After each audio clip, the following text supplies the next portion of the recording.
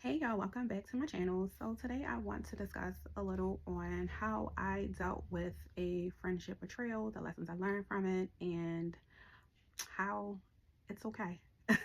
And if you, all right, so to get into it, so I had what I thought was a friend. We met at work. I know that's a bad sign. Coworkers aren't friends. I know. But we met at work, and that person, she no longer worked there, but we still maintained a friendship. And what's the word I want to say? I prided myself in being a low maintenance friend, but doing some healing work and just growing and changing. I told this person, like, hey, I'm not low maintenance. I'm looking for more meaningful friendships, not just checking in here and there. Let's go out, let's connect, let's talk on the phone.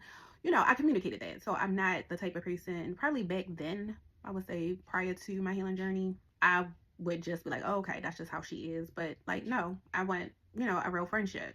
I told her that. She was like, okay, she seemed like she was on board with that, but her actions showed otherwise. So, I still gave her the benefit of the doubt, although my intuition kept telling me something isn't right. But I was like, I was going through a few things at the time, and I just wanted to feel that I have a friend, at least, a friend that I can confide in to a degree. Now, this person, I would talk to them, here and there. They knew some personal things about me, things that I was going through. I am estranged from some of my family members, excuse me. And I introduced said friend, because we work together, with the family member I am estranged with. And, they were cool. They were fine. They hung out. I'm all for it. I'm not one of those type of people like, oh, my friend, and that's it. Like, you can't hang out with her because we're friends or anything like that. Not at all. So I talked to friend slash coworker. I want to say faux friend, but faux friend, coworker, and I told her, like, hey, I'm no longer speaking with, my niece, a strange family member, blah, blah, blah. And she was like, yeah, she was like, we talk here and there, nothing serious, anything like that. And I'm like, okay, but that's fine. Like, I'm not that type of person. Be like, you can't talk to this person because we're not talking.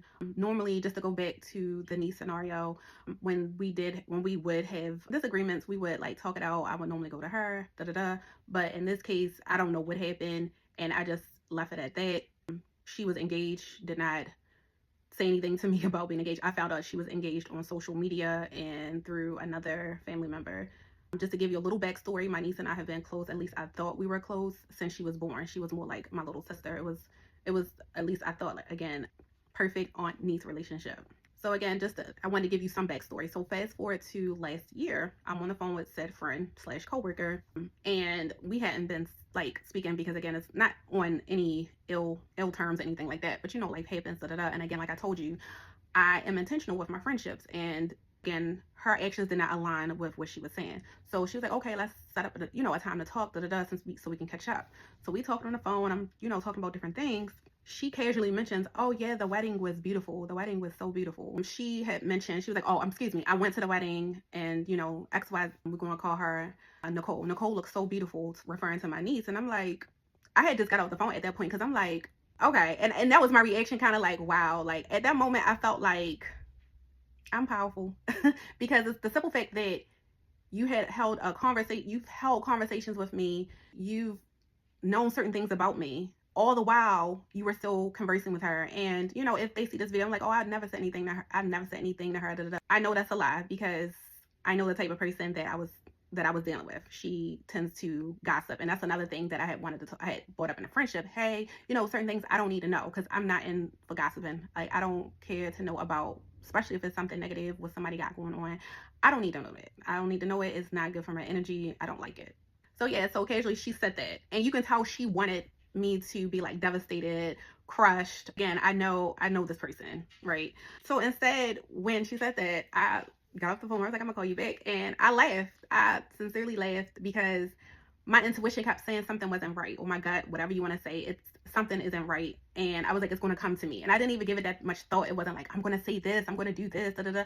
I didn't even do all that, because I'm like, it's going to come to me, it's going to reveal itself. So I'm not even going to, and it wasn't even, I don't even think I gave it that much thought as to say it's going to reveal itself. I just let it go where it went, and that was that. But it was the deceit for me. It was talking like we're having casual conversations. Like, you did not want to, you didn't feel comfortable enough to say, hey, I'm talking to your niece. It was very calculated. I know it was calculated. And at that moment, because how do I want to word this? I felt like, I don't know if I mentioned it, but I felt a sense of relief. I felt a sense of validation within myself because I knew something didn't feel right and I didn't know what it was. I was hurt, so I'm not one of those people that's gonna be like, oh, I'm not hurt. I was hurt because I honestly, and I expressed this to this now ex-friend, that I was hurt by it, that you couldn't even come to me. Not you just didn't want to, and you wanted to get intel on me to communicate that with my estranged family member. So I did express that to her. I blocked her on all platforms and I just chose to move forward. But yeah, I ran into one of my niece's friends and she expressed that my niece, she misses me. And I find that hard to believe because if said person miss me, granted there is turmoil within our family dynamic due to, of course, me, because I'm the black sheep, right? I've learned boundaries. I was in therapy for 11 years before it was a fad. And when she said that, I was like, okay, like I'm not even going to give it any energy because if you wanted to, you would, right? So, and that's fine. And that's where she is at this point in her life. These people are not the family member. She's not blocked. Like I don't have her blocked on anything. I do have her blocked on one of the social media platforms because I do find it weird that you can't reach out to me via text, call, or anything, but you're looking at my stories or whatever the case may be. I forgot what platform it was, but I'm not even on social media like that to give a goddamn on. But I didn't like that, and it's not to be petty. I just don't like for somebody, especially somebody whom I looked at as a little sister, to just, yeah, it's a peculiar like sensation because this person appears to be doing so well in life. I'm talking about this fake friend. And you know, I don't wear certain designer things. I didn't get all these degrees, but that's another story about the degrees and cheating. But anyway, yeah, I'm not on that level, but because I am confident and I have clarity and I have strength in who I am as a person, I can see how that can throw someone off because it's like, how dare you be confident, look the way you look, not have what I have, and still keep going through life and learning and leveling up on so many different spiritual levels. How dare you? So it only could be right that her ego wanted to do what it wanted to do towards me, and to think that I was going to go down like this deep depression hole, rabbit hole, when all the while my ancestors and spirit guides, universe was all working. Like I promise you, they were all working. They were telling me like prior, like weeks prior to the cutoff of the friendship.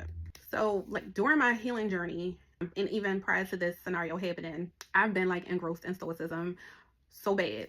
One philosopher that sticks out to me is Epictetus, and most philosophers do talk about attachment and to remove your emotion from the attachment or the outcome of whatever may happen in life. That's life. Life has its ebbs and flows. It's going to happen. Good, bad, not that toxic positivity stuff that's been on social media. No, not that, not no negative vibes only, none of that. But just going through life, the ebbs and flows, realizing that friendship is temporary. So in Stoicism, the Stoic teachings provide us insights on how to cope with friendship loss, and grief is just a natural part of life. Like nothing is permanent, right? Nothing lasts forever. So some of the principles that I looked up on navigating friendship loss is acceptance. Again, acknowledging that friendships are temporary can help alleviate some of the pain of loss. So again, I'm at peace with making connections in my everyday life, whether it's talking to people at the grocery store. I go out of my way to tell men and women if they look beautiful or they look handsome without letting them know that I'm not flirting. But I don't care what it is. I connect with my cat. If I see like my neighbors, they have dogs, cats, I connect with them. So I realized that making connections with people and animals in nature is profound. So also number 2, focusing on what you can control. I can't control what that person did. I cannot control that thought process, and that's it. Her actions show that she was not in the friendship genuinely. That's it. Move on, learn from it. So number 3, I think it's number 3. Don't let, what's the word? Excuse me. I don't want to say that because it says, remember the good, treasure the memories, and wisdom gain even more painful experiences. So take the good with the bad. Don't let the loss define your life. So I'm not going to let it define my life. Some people, same thing with dating. People like, oh, such and such did me wrong. And you learn from it. You move on. That's it. Take that lesson and apply it to the next friendship, relationship, connection, what have you.